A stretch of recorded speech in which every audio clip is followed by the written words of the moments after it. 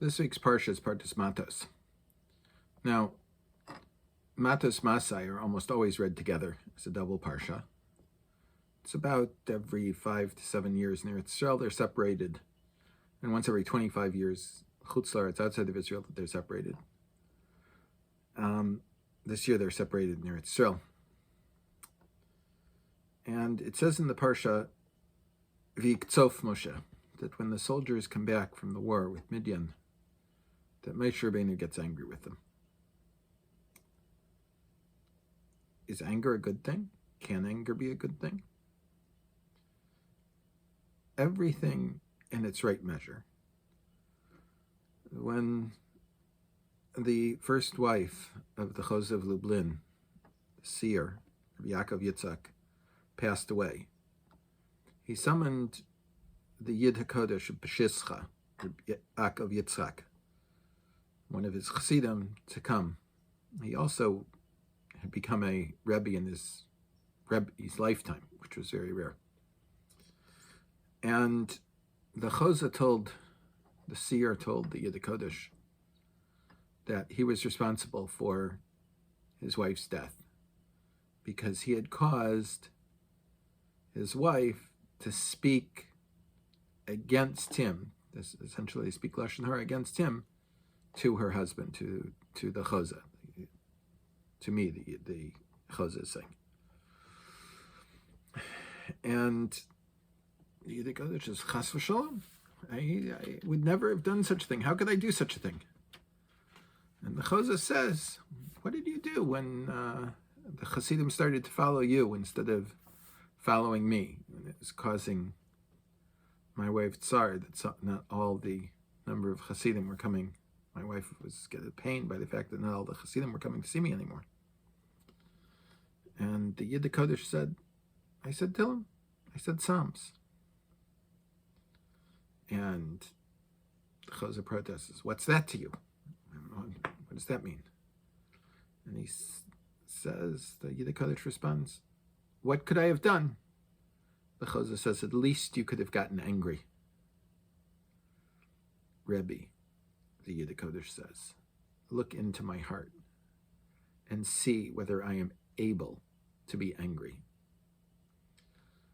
The Chassidim say that the Chozeh leaned forward and looked into deepest recesses of the Yid HaKodesh's heart. And he says, Emes, it's true. The Yid is incapable of becoming angry. And it says in Pirkei Avos, Ezehu Gibor HaKovesh Sitzro, who is strong, the one that literally conquers his impulses. He's in complete control of how he responds, not only externally, but internally as well. There's a story I heard many years ago, from someone who had been an orphan in Rawdon when he was very young. His father died before he was born. His mother passed away when he was 2 or 3 years old. He was adopted by the Chofetz Chaim and his family. And he said that the Chofetz Chaim, as is well known, was a Kohen. And the Gemara says, Kohanim rogzanim heim, that the Kohanim are people that get very angry. And he said, of course, the Chofetz Chaim would get angry. But when he got angry, he would stand up and walk into a corner. Like parents put a child in the timeout in the corner, Chofetz Chaim would put himself in timeout in the corner. And he'd say, Yisrael Meir, das ist nicht kedai. Yisrael Meir, this isn't worthwhile. Yisrael Meir was the Chofetz Chaim's name. Yisrael Meir, kas ist avodah zarah. Yisrael Meir, anger is idolatry.